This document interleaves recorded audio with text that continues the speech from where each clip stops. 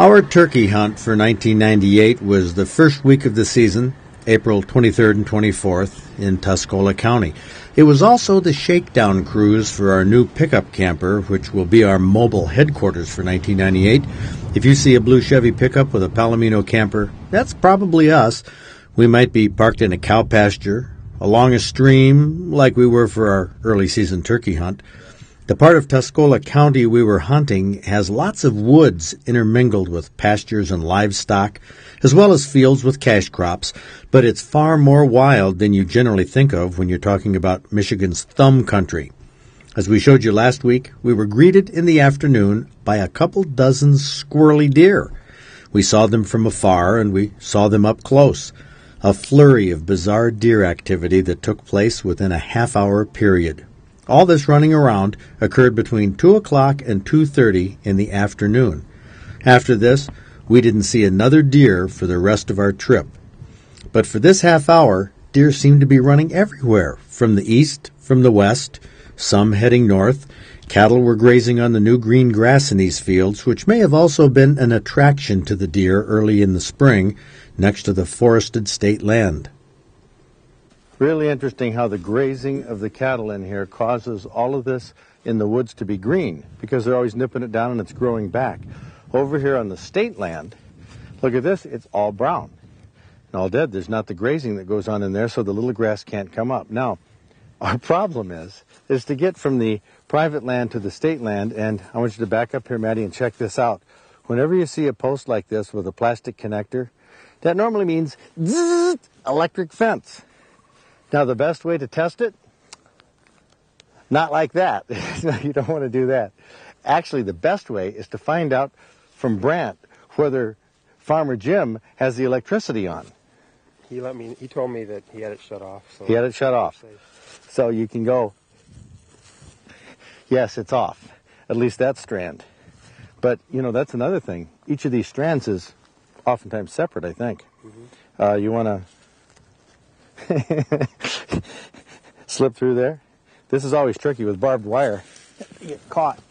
There we go. The difference between private farmland that's cultivated and grazed and adjacent state land that's wooded makes an interesting edge between the two land types, an edge that attracts game. Now, right away, we cross the wire and we find, sitting here, an old ground blind that somebody made. Now, obviously, with the blind set up this way, they're going to face this way, right? Come around here, Matt. Let's look at what their vision is. Remember, they're on state land. How far from private land are they? 10, 12 feet. The sign right there on the tree, no hunting. But isn't this human nature? People who hunt on the state land want to crowd right next to the private land. And oftentimes hunters on private land, like Brandt and Jim do, they hunt there next to the state land where the deer are coming across. Oh, it's a crazy world. Everybody thinking hold it, the grass is greener. The grass is greener over there. Maybe that makes sense. That explains it, yeah. Crazy. Well, we took a little walk to look for mushrooms, didn't find any, so Brandt set out the turkey decoys for the last hour of turkey hunting that day. Shooting hours end at 4 p.m. A typical decoy setup is 1 or 2 hens, like this one, and 1 tom, preferably a small one called a jake. The red neck can be seen by a larger, more dominant tom, and that's usually what attracts him to a set of decoys.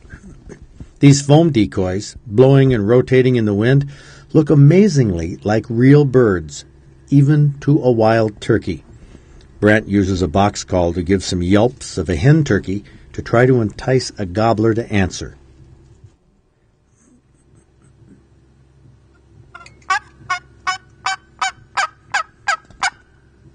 He uses a mouth call to make some excited hen calls called cutting.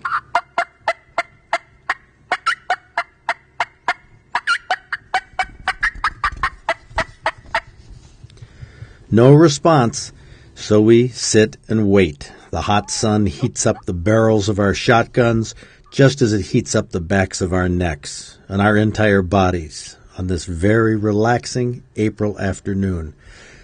Gravity was pulling Brandt's head down, but his brain wouldn't let his head fall off his body. I'm the one who's famous for sleeping in the hunting blind, and Matt Radzalowski thought he'd catch me sleeping on this afternoon. But he was wrong. No siree, I was focusing all my attention on listening for turkeys. And I've learned it's much better and much easier to listen with your eyes closed. I noticed Brandt had stopped calling. Matt must have noticed the same thing because he walked around to Brandt's side of the blind.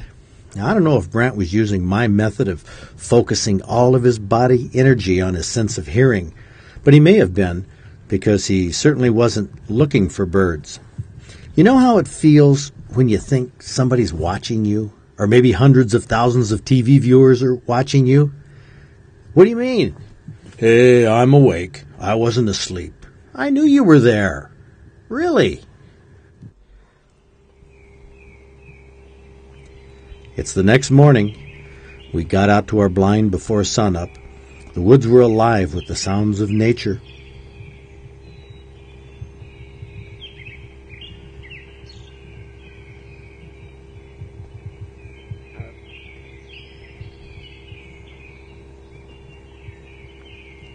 Brandt was propped up against the same tree with his eyes open. I was also alert. Before sunup, the tom turkeys are still roosting, and they'll usually answer a hen call. Brandt gives some soft tree yelps.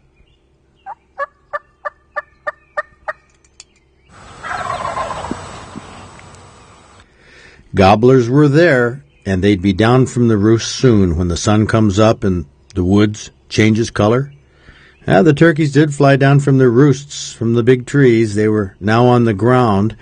The theory of turkey calling is that during mating season, which is right now, the toms find the hens that are ready to mate by calling and displaying for them.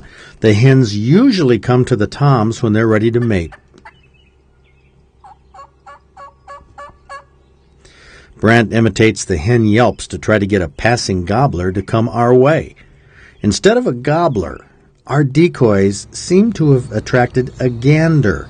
A lone goose, probably a male, was honking in the pasture as it seemed to look at our decoys. Turkeys and geese will get aggressive with each other, and we thought this is what was happening here. Geese are strange critters, don't you think? Not only the way they sound, but the way they move and the way they look. I mean, I suppose from the goose's perspective, we look funny too. I don't know, you think we look funny? Well, after 10 minutes of honking, this goose finally quit.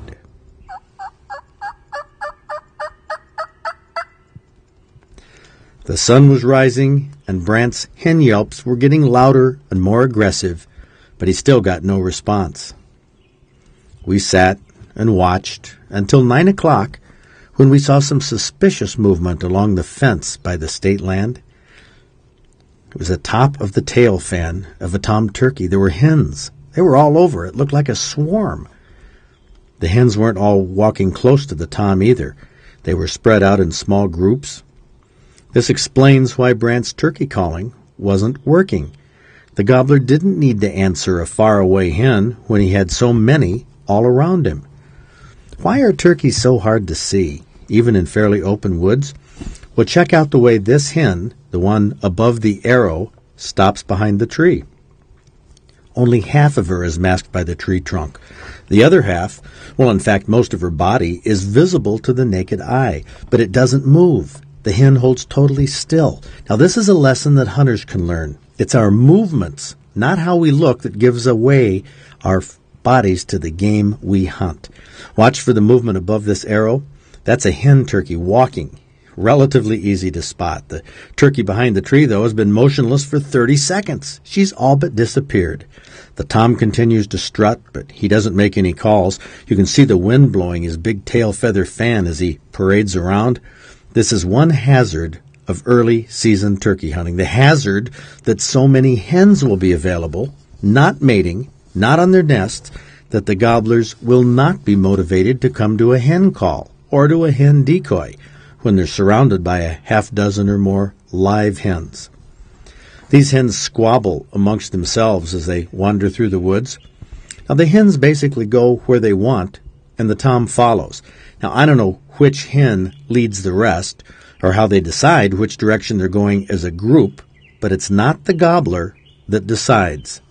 He's always pulling up the rear. The hens know where he is because of his constant displaying. He puffs his feathers up so he looks huge, so the hens know where he is, and so other gobblers know how big and how dominant he is. Some of his harem made their way through the woods to the field edge. In the morning sunlight, it was a beautiful scene. The new leaves of the aspen trees shimmering in the sunlight. Brandt wanted that gobbler to come to us, so he carefully made some soft hen clucks.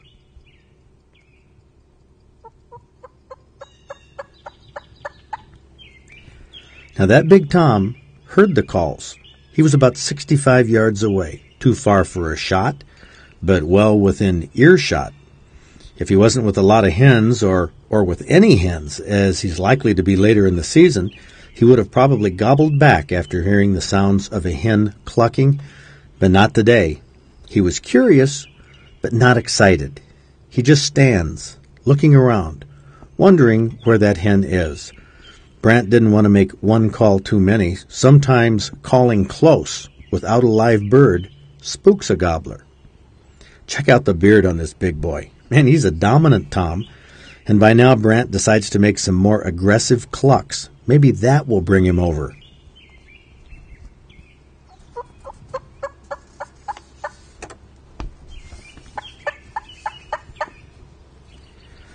We did our best, but it obviously wasn't persuasive enough for this Tom. He relaxes, puts his fan down, and looks for food.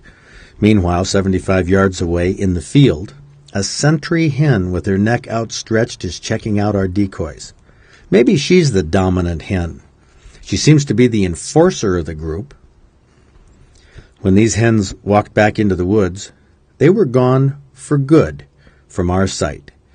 The Tom seemed to keep his eye on where they were, or where they were going, displaying to show them that he was still there. But he was not focused on mating like he will be in a week or two. He began dropping his fan and looking for insects, or seeds, or acorns. Turkey eat a variety of things. Even little garter snakes have been found in their stomachs. The closest this Tom got to us was about 65 yards, 25 yards further than we would have considered taking a shot.